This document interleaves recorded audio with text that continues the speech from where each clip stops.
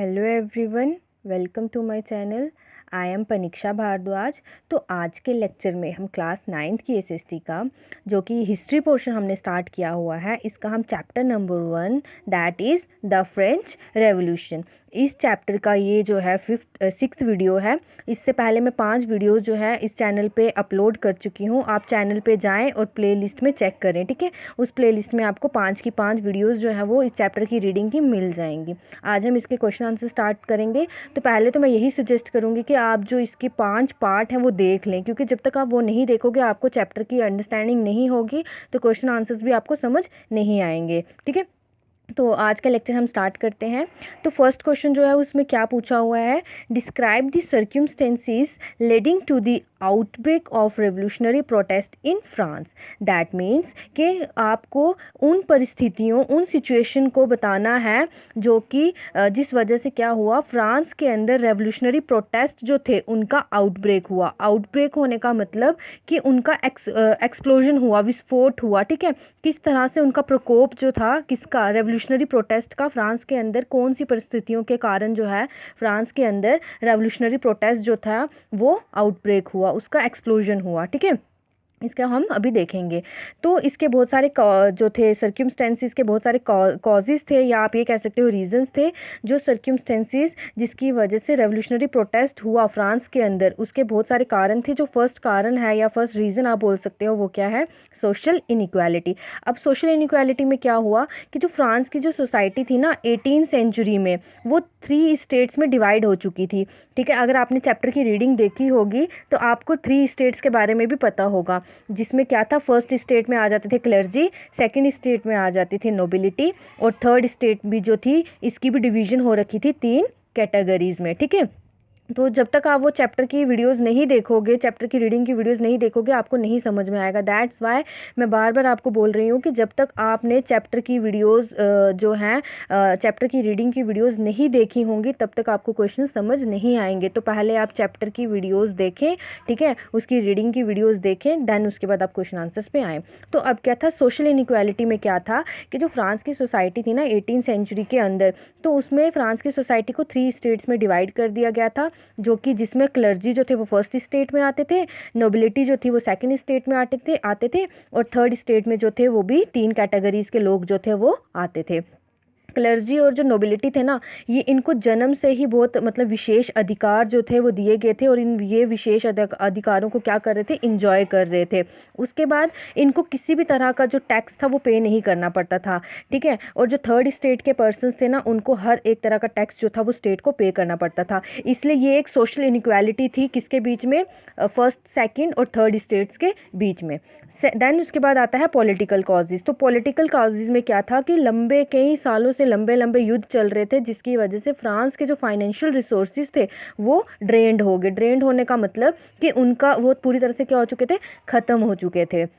France जो था वो अब पूरे डेब्ट मतलब कर्ज में डूब चुका था। और कितना कर्ज चढ़ चुका था फ्रांस के ऊपर, 2 बिलियन लीवर्स। तो लीवर्स मैंने आपको बताया था ये फ्रांस की करेंसी यूनिट था, ठीक है। जैसे इंडिया का रुपीस है, तो लीवर जो था ये फ्रांस का करेंसी यूनिट था। अब जो है वो यूरो है, ठीक है, EURO। तो यूरो जो है ये फ्रांस का करेंसी का यूनिट है। तो अब क्या है, फ्रांस जो था वो कर्जे में डूब चुका था। 2 बिलियन लीवर जो था इसके ऊपर, फ्रांस के ऊपर कर्ज जो था वो चढ़ चुका था। अब क्या था, अपने रेगुलर एक्सपेंसेस यानी कि अपने डेली के खर्चों को पूरा करने के लिए, जैसे कि डेली के खर्चों में क्या आ जाती थी, आर्मी को की मेंटेनेंस के लिए जो उनको खर्च करना पड़ता था, कोर्ट की मेंटेनेंस के लिए उनको खर्च करना पड़ता था, स्कूल्स के लिए, यूनिवर्सिटीज़ के लिए, एडमिनिस्ट्रेटिव ऑफिसेस के लिए जो भी उनका खर्चा आता था, उनको पूरा करने के लिए इन्होंने क्या किया, लोगों को, थर्ड स्टेट के लोगों को इन्होंने क्या किया, इन्होंने बोला कि भाई आप लोग क्या करोगे, टैक्स दोगे। और इन्होंने टैक्स जो था वो बढ़ा भी दिया था, किसने, फ्रांस की गवर्नमेंट ने।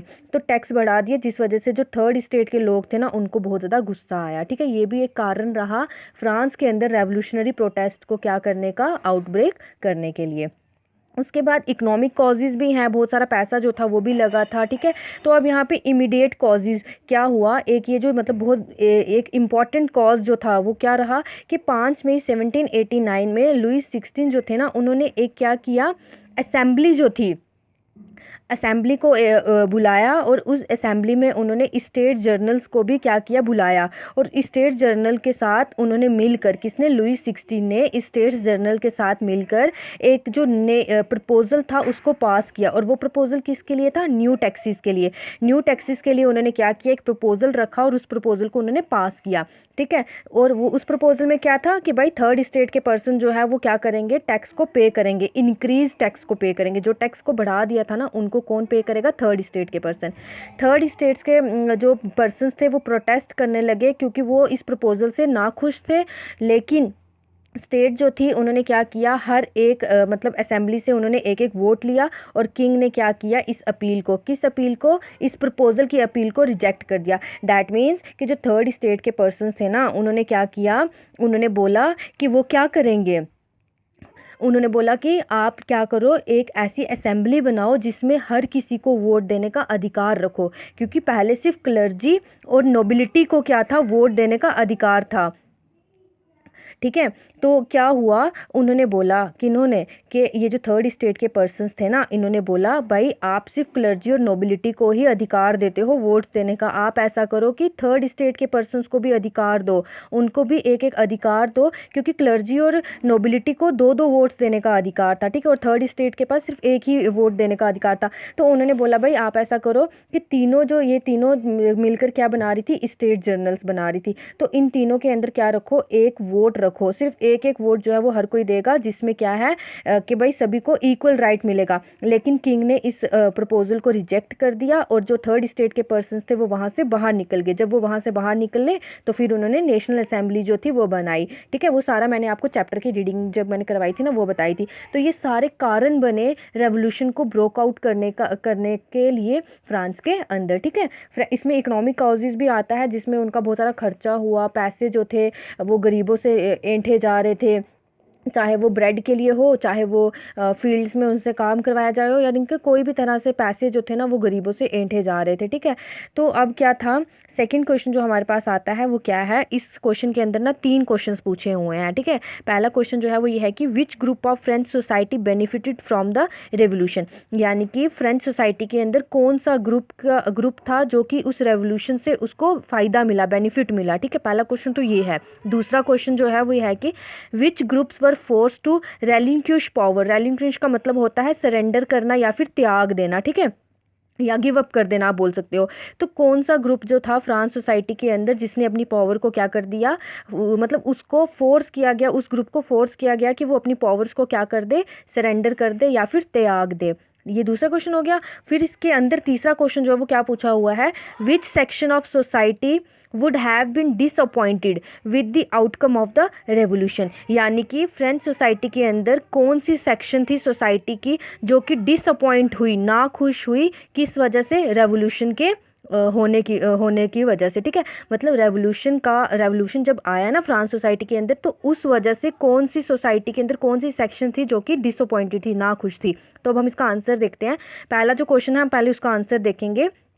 तो it was the richer member of third state who mostly benefited from the French revolution, यानी कि सबसे ज़्यादा बेनिफिट जो था रेवोल्यूशन से किसको मिला, रिचर मेंबर्स को। लेकिन रिचर मेंबर्स कौन से, थर्ड स्टेट की जो पहली कैटेगरी में फॉल करते थे ना बंदे, उन बंदों से बेनिफिट मिला किसको, रेवोल्यूशन से उन रिचर मेंबर्स को क्या मिला, बेनिफिट मिला, थर्ड स्टेट के रिचर मेंबर्स को बेनिफिट मिला, ठीक है, फ्रेंच रेवोल्यूशन से। देन उसके बाद क्लर्जी और नोबिलिटी की जो पावर्स थी ना वो क्या कर दीगी, मतलब उनको अपनी पावर्स को गिव अप करना पड़ा, ठीक है, त्यागना पड़ा, उनको फोर्स किया गया कि भाई आप अपनी पावर जो है उनको क्या कर दो, सरेंडर कर दो, क्लर्जी और नोबिलिटीज़ को, ठीक है, नोबल्स को। थर्ड क्वेश्चन जो था उसमें क्या पूछा हुआ था कि कौन सी सेक्शन है सोसाइटी की जो कि ना खुश थी रेवोल्यूशन के होने से, तो वो थी poor class of third state, जो कि थर्ड स्टेट की जो पुअर क्लास थी ना, मैंने आपको अभी बताया कि थर्ड स्टेट जो थी वो 3 कैटेगरीज में थी। पहली कैटेगरी में आ जाते थे अमीर लोग, ठीक है। सेकंड कैटेगरी में आते थे जिनके पास थोड़ी बहुत ज़मीन होती थी या थोड़ा बहुत वो काम करते थे, ठीक है। और थर्ड स्टेट में आ जाते थे बहुत गरीब लोग जिनको सिर्फ एक वक्त की रोटी नसीब होती थी। तो ये वही हैं थर्ड स्टेट की थर्ड कैटेगरी वाले लोग कि जो पुअर पीपल थे ना थर्ड स्टेट के, और वो वुमेन जो थी वो बहुत ज़्यादा डिसअपॉइंटेड थी डिसअपॉइंटेड क्यों थी? रेवोल्यूशन के आने की वजह से, क्योंकि इस रेवोल्यूशन के थ्रू ये जो था डिस्कशन की गई थी, ये प्रॉमिस किया गया था कि भाई इक्वालिटी जो है वो सबको दी जाएगी। लेकिन ये चीज़ें जो थी ना, ये रेवोल्यूशन के दौरान जो थी डिस्कस की गई थी, लेकिन इस तरह का कोई भी प्रॉमिस जो था वो पूरा नहीं किया गया। इसलिए थर्ड स्टेट के जो पुअर पीपल थे और वुमेन्स जो थी वो इस चीज़ से नाखुश थी, इस रेवोल्यूशन से नाखुश थी, ठीक है। और जो पुअर क्लास थी ना, उनको किसी भी तरह का राइट नहीं दिया गया, किस चीज़ के लिए? वोट के लिए। तो ये था आपका क्वेश्चन नंबर सेकंड, ठीक है। कौन सी सोसाइटी जो थी वो नाखुश थी, कौन सी सोसाइटी से जो थे मतलब फ्रेंच सोसाइटी की सेक्शन से पावर्स जो थी वो ले ली गई थी, और कौन सी सेक्शन जो थी वो बहुत ज़्यादा बेनिफिटेड रही रेवोल्यूशन से। अब थर्ड क्वेश्चन जो है उसमें पूछा हुआ है, describe the legacy of the French revolution for the peoples of the world during the 19th and 20th century. यानी कि आपने लिगेसी मैंने आपको बताया था, इसका मतलब होता है मतलब आपको उत्तरदान किया गया हो, विरासत में जो चीज़ मिली हो, ठीक है।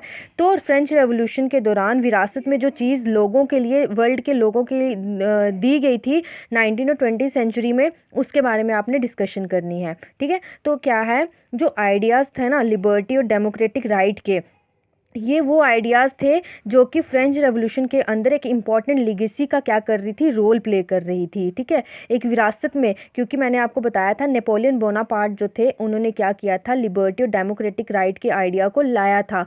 वो चाहते थे कि क्या हो, फ्रांस को वो चाहते थे कि वो मॉडर्नाइज करना चाहते थे। उनके आइडियाज़ जो थे ना वो इम्प्लीमेंट भी किए गए थे फ्रांस के अंदर भी और यूरोप के कुछ पार्ट्स में भी। तो यही बोला गया है कि जो लिबर्टी और डेमोक्रेटिक राइट्स थे ना, ये एक इम्पॉर्टेंट लिगेसी थी फ्रेंच रेवोल्यूशन की विरासत में। फ्रेंच रेवोल्यूशन की विरासत में ये एक इम्पॉर्टेंट रोल जो था वो प्ले कर रहा था। ये जो आइडियाज़ थे ना, ये फ्रांस में भी स्प्रेड हुए और साथ ही साथ में यूरोप के और पार्ट्स में भी ये क्या हुए, स्प्रेड हुए 19 और 20 सेंचुरी के दौरान। और साथ ही साथ में 19 सेंचुरी में फ्यूडल सिस्टम जो था उसको पूरी तरह से अबॉलिश कर दिया, यानी कि पूरी तरह से ख़त्म कर दिया गया था।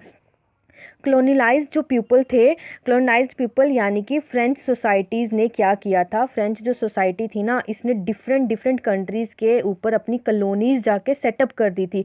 जब इसने अपनी कॉलोनीज़ डिफरेंट डिफरेंट मतलब कंट्रीज़ में डिफरेंट डिफरेंट पार्ट्स में सेट कर दी, तो वहाँ के जो लोग थे, जो कॉलोनाइज्ड पीपल थे, उन्होंने क्या किया, फिर से इस आइडिया के ऊपर काम किया। कौन सा आइडिया? फ्रीडम के आइडिया के ऊपर काम किया।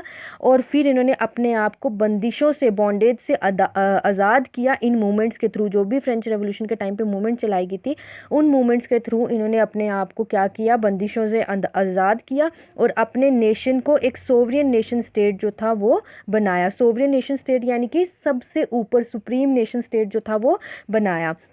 देन उसके बाद टीपू सुल्तान और राजा राम मोहन रॉय जो थे ना, ये दो एग्जाम्पल्स हैं इंडिविजुअल्स की, जिन्होंने क्या किया था, ये जो आइडियाज़ थे ना, इनसे ये क्या हुए थे, बहुत ही ज़्यादा इंस्पायर हुए थे। जो कि फ्रांस के अंदर जितनी भी रेवोल्यूशनरी मूवमेंट चलाई गई थी, उनसे ये, उन आइडियाज़ से ये बहुत ज़्यादा प्रेरित हुए थे, ठीक है। तो यही पूछा गया है इस क्वेश्चन के अंदर कि कौन सी लेगेसी जो थी ना, कौन सी चीज़ जो थी फ्रेंच रेवोल्यूशन ने विरासत में दी थी वर्ल्ड के और लोगों को 19 और 20 सेंचुरी के दौरान। तो वो थी आपकी लिबर्टी एंड डेमोक्रेटिक राइट्स, ठीक है। आइडिया और democratic rights, idea of liberty and democratic rights, ये जो दो इंपॉर्टेंट लीगेसी थी जो उसने फ्रेंच रेवोल्यूशन ने अपने टाइम पीरियड यानी कि 19 और 20 सेंचुरी के टाइम पीरियड में छोड़ी, और लोगों ने इस चीज़ के ऊपर बहुत ही अमल किया, ठीक है। आई होप आपको ये सारा क्वेश्चन जो है वो अच्छे से समझ आ गए होंगे। अगर किसी को कोई भी डाउट है या किसी को कुछ समझ नहीं आया है तो वो मुझे पूछ सकता है, ठीक है। और आप कमेंट सेक्शन में भी अपनी क्यूरीज जो है वो डाल सकते हो, सो दैट कि मैं वहाँ से आपकी क्यूरीज देख के आपके डाउट जो है वो क्लियर करूँ। और कि अगर आपको भी ये वीडियो पसंद आई है तो आप इसको लाइक भी करें, शेयर भी करें एंड चैनल को सब्सक्राइब करना ना भूलें। Thank you and have a good day.